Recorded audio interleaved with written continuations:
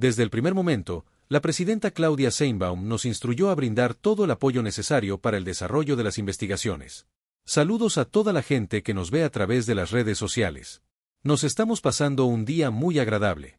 Bendiciones, México. Eran las 4 de la madrugada con 38 minutos cuando dimos luz verde al operativo más esperado desde la ejecución de Carlos Manzo. Esta vez el destino nos llevó a un rancho oculto entre los límites de Michoacán y Jalisco, propiedad de un viejo conocido del crimen organizado, el licenciado, presunto autor intelectual del asesinato del alcalde de Uruapan y uno de los operadores más cercanos a El Mencho. Por días lo seguimos en silencio.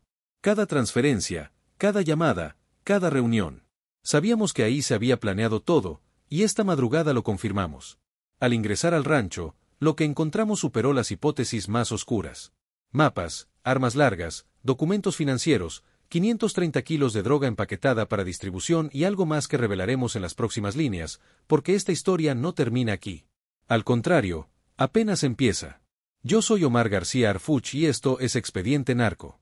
El 19 de noviembre de 2025, poco después del mediodía, recibí la confirmación que llevaba días esperando.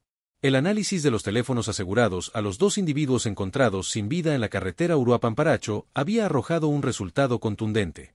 La geolocalización residual de los equipos y los registros de conexión mostraban que el rancho donde operaba el licenciado no solo estaba activo, sino que la estructura criminal había comenzado a mover archivos y borrar conversaciones del grupo donde presuntamente se coordinó el asesinato de Carlos Manzo. Ese solo patrón, la limpieza apresurada, los saltos de IP, los accesos cruzados, es el indicio más claro de que un objetivo está por huir o destruir evidencia crítica.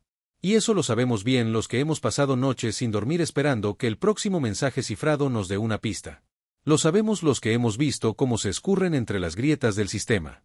Lo sabemos nosotros, pero también lo saben ustedes, los que han perdido a un familiar, a un amigo, a un vecino en manos de estos grupos que operan como si nada, como si México fuera tierra de nadie. A las 5 de la tarde con 30 minutos convoqué una reunión acelerada con los mandos operativos. No había tiempo para un despliegue masivo ni para una operación de 2 fases. Si queríamos asegurar el rancho, la información y al propio licenciado, tenía que ser una intervención quirúrgica, rápida, silenciosa y profundamente calculada. No podíamos permitir que, como había ocurrido con otros implicados, alguien más decidiera ejecutarlo para cortar la cadena de mando criminal. Ya habíamos visto ese patrón, eliminar peones para borrar rutas. Pero aquí la pieza mayor seguía respirando, dando órdenes y utilizando un grupo de mensajería como si fuera un cuartel privado. Y ahí es donde uno se pregunta, ¿hasta cuándo va a seguir esto? ¿Hasta cuándo vamos a permitir que estos tipos manejen al país desde un teléfono mientras nuestras familias tienen que andar con miedo por las calles? Porque esto no es solo un operativo, compadre. Esto es la lucha que todos compartimos, la lucha por recuperar la tranquilidad que nos arrebataron, por poder salir a trabajar sin preguntarnos si vamos a regresar a casa. Para cuando el reloj marcó las 7 de la noche con 5 minutos, la caravana táctica ya estaba formada. Establecimos la salida desde un punto sin señalización sobre la carretera a Morelia, manipulando rutas alternas para evitar cualquier alerta en redes locales. Los operadores conocían perfectamente la regla: ninguna luz, ningún ruido, ninguna llamada. En zonas rurales como esta, un solo faro encendido puede ser interpretado como hostilidad y un solo mensaje de WhatsApp puede filtrarse a oídos del crimen organizado. Los hombres que llevaban días protegiendo al licenciado tenían ojos en todas partes, incluso dentro de instituciones municipales. Y eso es lo que más duele, ¿verdad? Saber que hay gente que debería cuidarnos, pero está del otro lado. Gente que cobra un sueldo del gobierno, pero trabaja para el diablo. Por eso movimos la operación con el mínimo de nodos humanos. Porque la confianza ya no alcanza para todos. La aproximación tomó poco más de 1 hora.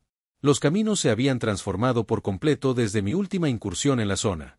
La humedad nocturna levantaba una bruma baja que dificultaba la visibilidad y la mezcla de tierra suelta con hojarasca convertía cada paso en un riesgo acústico. Por eso decidí avanzar a pie desde los 3 kilómetros previos al perímetro del rancho. Nadie entiende realmente lo silencioso que debe moverse un equipo hasta que camina por un corredor rural en absoluta oscuridad, sabiendo que del otro lado puede haber un vigía con visión nocturna listo para detonar un fusil. Ya cerca de las 9 de la noche con 10 minutos, un dron táctico operado desde un punto seguro a casi 9 kilómetros nos confirmó lo que sospechábamos desde el mediodía. 2 camionetas sin placas estacionadas junto al galpón, una de ellas aún con el motor caliente. Un generador encendido pero con carga mínima, como si abasteciera únicamente a un par de equipos electrónicos. Movimientos interiores intermitentes, breves, casi controlados. Ese tipo de actividad revela dos escenarios: o el objetivo está destruyendo documentos y hardware o está escondido esperando refuerzos. Pero algo más llamó mi atención. La cámara térmica identificó solo 2 siluetas humanas cuando por lo general ese sitio operaba con 4 o 5 personas de seguridad. Ese subregistro humano indicaba algo inusual. O lo abandonaron, o ya estaban muertos, o el licenciado había reducido su núcleo protector al mínimo para evitar delatores. A las 8 de la noche con 40 minutos, luego de revisar todas las rutas de entrada posibles, elegí el flanco noroeste. La cerca estaba floja, pero lo que realmente importaba era que no había vegetación recién cortada ni huellas frescas en el borde del camino. Cuando un rancho sirve como centro de comando criminal, siempre hay tránsito. Comida, gasolina, hombres, armas. Esta vez el entorno parecía estancado. Eso nunca es casualidad.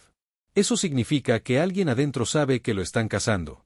El silencio de esa aproximación sigue siendo uno de los más densos que he experimentado. Ni grillos, ni motores lejanos, ni radios mal apagados. Solo respiración contenida y el peso de la tierra húmeda bajo las botas.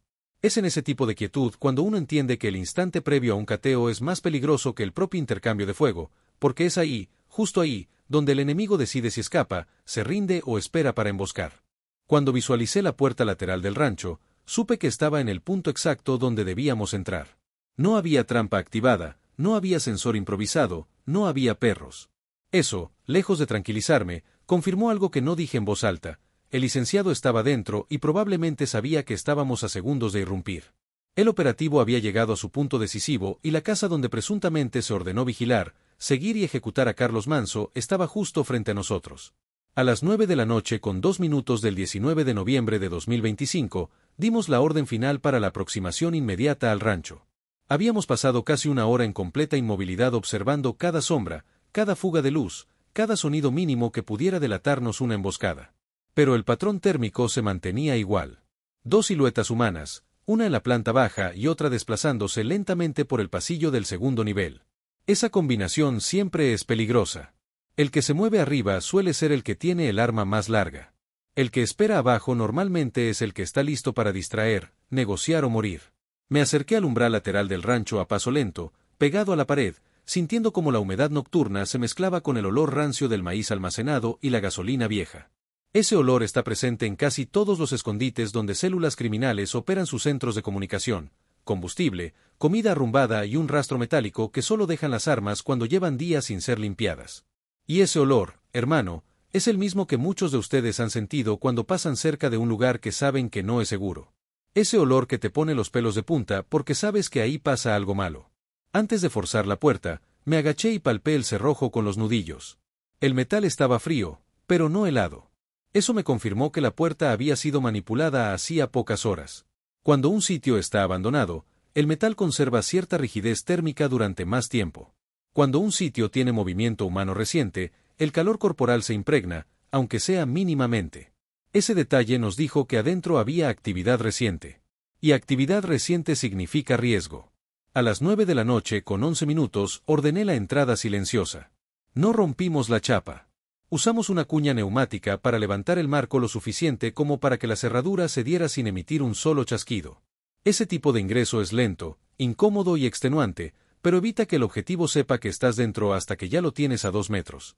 Lo primero que captamos al entrar fue un sonido apagado, algo como un teclado, pero no el de un teléfono. Era una computadora portátil. Y donde hay computadora hay información. Esa era nuestra prioridad. Avanzamos por el pasillo principal, siguiendo la formación en rombo. Yo tomé el flanco derecho. El olor a humedad era más fuerte adentro que afuera. Las paredes tenían manchas de filtración y los pisos conservaban huellas desordenadas, pero frescas: 2 pares de botas, una suela deportiva. Y eso coincidía exactamente con las 2 siluetas térmicas detectadas. A las 9 de la noche con 17 minutos escuché un movimiento brusco en la planta alta. No era un paso normal. Era alguien arrastrando un mueble para improvisar una barricada. Ese tipo de sonido es inconfundible. No lo hace un civil. Lo hace alguien acostumbrado a pelear contra el tiempo, alguien que escucha un ruido, no sabe qué es, pero ya espera que sean autoridades. Lo confirmé en voz baja: movimiento arriba, bloqueo improvisado. La respuesta de mi equipo fue inmediata. Dos elementos se quedaron vigilando la escalera mientras yo avanzaba hacia el cuarto de la planta baja donde provenía el tecleo. La puerta estaba entreabierta. Un resplandor azul me confirmaba que una laptop seguía encendida. Y en la habitación, sentado en un banquillo con auriculares puestos y completamente ajeno al mundo exterior, estaba uno de los sujetos. Joven, no más de 23 años. Eso coincidía con los perfiles detectados en el análisis de la célula. No era un tirador, no era un escolta. Era un operador digital, el que borra chats, el que encripta, el que manda ubicaciones, el que cree que nunca lo van a tocar porque no da balazos. Pero en esta guerra, los teclados a veces matan más que los fusiles. Entramos sin ruido. En el segundo exacto en que levantó la cabeza y notó la presencia del equipo, quedó inmóvil. No intentó correr, no intentó hablar. Solo abrió las manos lentamente, como si supiera perfectamente que cualquier movimiento brusco podía interpretarse como una agresión. Mientras lo asegurábamos, escuché el ruido más peligroso de cualquier cateo rural, el chasquido metálico de un arma siendo montada al otro lado de una puerta. El sonido provenía de la planta alta. Eran las 9 de la noche con 22 minutos cuando lo confirmé: arriba está el licenciado. El silencio que siguió fue la señal más clara de que el operativo entraba a su fase más crítica. La casa donde presuntamente se ordenó seguir, vigilar y ejecutar a Carlos Manso estaba por abrirnos su última puerta. Y al otro lado estaba el hombre que, según los mensajes, había presionado a todos sus subordinados con una frase que aparecía repetida docenas de veces: no me importa quién vaya con él, hoy lo hacen. Y esa frase, junto con quien la escribió, estaba a solo unos pasos. A las 9 de la noche con 24 minutos del 19 de noviembre de 2025, con el operador digital asegurado y la planta baja controlada, iniciamos el ascenso hacia el segundo nivel del rancho. El silencio se había vuelto espeso, casi sólido, como si toda la estructura estuviera conteniendo el aire para evitar que cualquier vibración delatara la posición del sujeto que estaba arriba. Yo ya sabía quién era, la misma voz que presuntamente había ordenado desde un teléfono vigilar cada movimiento de Carlos Manso, presionar tiempos, coordinar rutas de escape y, lo más grave, insistir en ejecutar el ataque sin importar si Manso iba acompañado por civiles o personal de seguridad.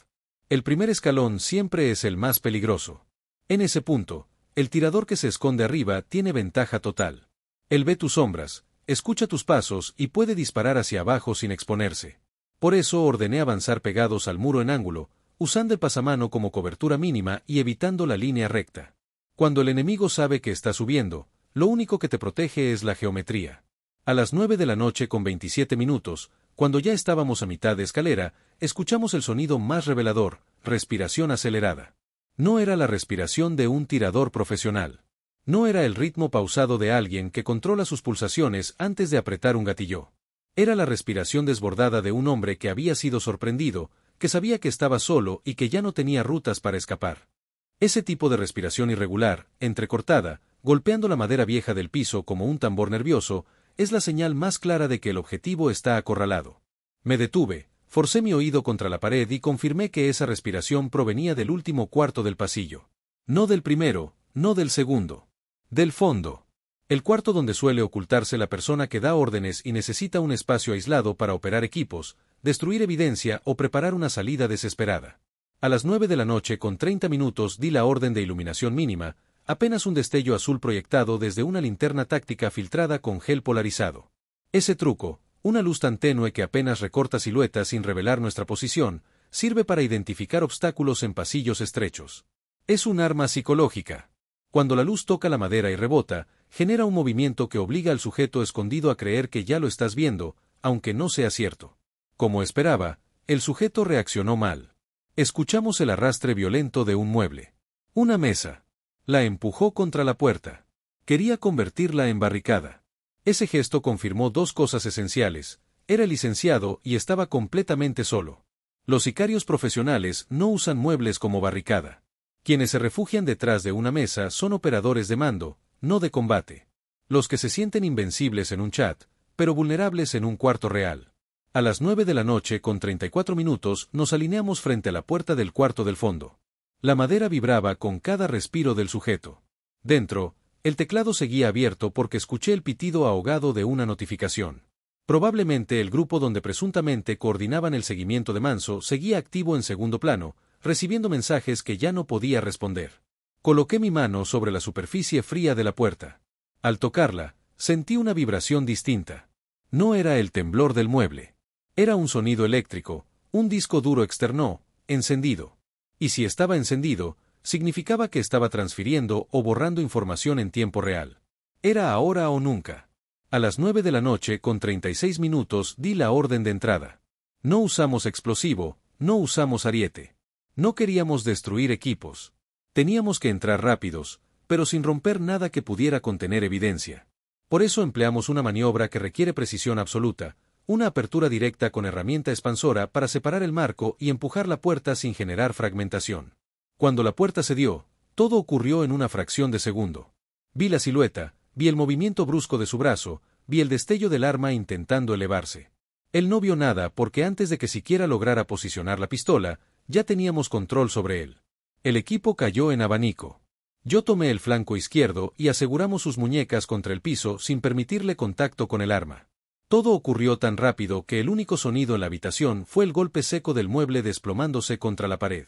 A las 9 de la noche con 39 minutos, el licenciado estaba asegurado con las manos a la espalda y la mirada clavada en el suelo, sin comprender en qué momento su operación clandestina, esa misma donde presuntamente coordinó la vigilancia y ataque contra Carlos Manso, se había venido abajo en cuestión de segundos. Lo que sí comprendió, apenas levantó la vista y vio el centro de mando desmontándose frente a él, fue que ya no tenía a dónde huir. La última puerta de su estructura se había cerrado. Y todo ocurría en el mismo día, en el mismo sitio donde presuntamente había dado las órdenes, en el mismo cuarto desde el cual había manejado una operación que costó vidas. Pero aún faltaba lo más importante, revisar lo que estaba dentro de ese cuarto. Y lo que encontramos ahí cambiaría por completo el rumbo de la investigación. A las 9 de la noche con 41 minutos del 19 de noviembre de 2025, ya con el licenciado asegurado boca abajo sobre el piso de madera húmeda, di la orden de iniciar la inspección total del cuarto. No podíamos perder ni un segundo. Si había más dispositivos activos, software de borrado automático o alguna VPN ejecutándose, la evidencia podía autodestruirse en minutos. Y en operaciones de este calibre, la información vale más que cualquier captura. El primer equipo entró directamente sobre la mesa donde él había estado manipulando la laptop. Lo que encontramos era exactamente lo que habíamos previsto durante días de análisis, un centro de mando improvisado, pero altamente funcional, construido para vigilar a distancia, enviar órdenes directas y monitorear movimientos en tiempo real. No era un cuarto cualquiera. Era la sala donde presuntamente se había coordinado el seguimiento a Carlos Manso, donde se habían trazado rutas, tiempos, presiones, advertencias y, según el flujo de mensajes, la orden explícita de ejecutar el ataque. En la mesa había 3 dispositivos principales. 1. Una laptop abierta con la aplicación de mensajería aún activa. La pantalla mostraba líneas de mensajes sin leer. Algunos eran recientes, otros parecían enviados horas antes, quizá por miembros de la célula que ya estaban muertos o huyendo.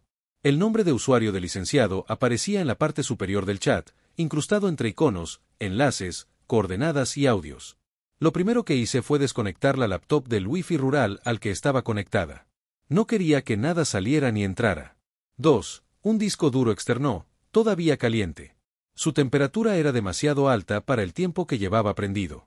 Eso significaba que había transferencias activas minutos antes de nuestra entrada.